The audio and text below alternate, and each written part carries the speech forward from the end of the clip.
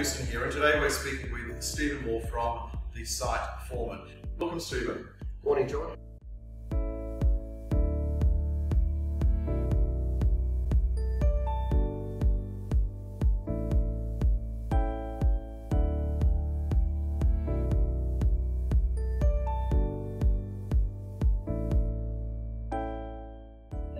So, is there an estimate or an estimated time that you can quote for the approval process, or is it really case by case? Look, with COVID, things have changed a little bit, and that is that most councils aren't fully staffed. They're still not fully staffed back on premise, so they've got planners that are working from home. So that process is a bit slower than what it tends to be.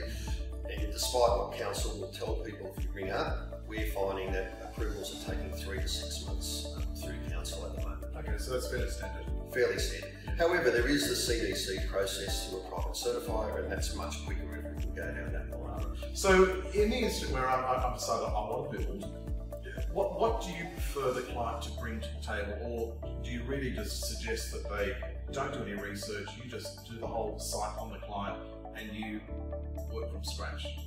That's a good point. We have clients that come to us at both ends of the spectrum. We have clients that come literally with a box full of photos, ideas, magazine clippings, and very firm ideas. And we have other clients that come to us with just some ideas. We've got 5 bedrooms, we've got open plan. We can deal with clients that are either way.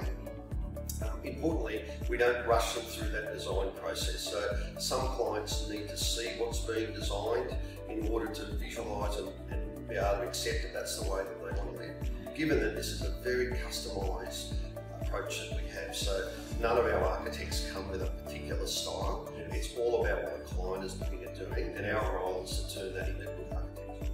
Stephen, you mentioned fixed price before, but how do we get to the fixed price?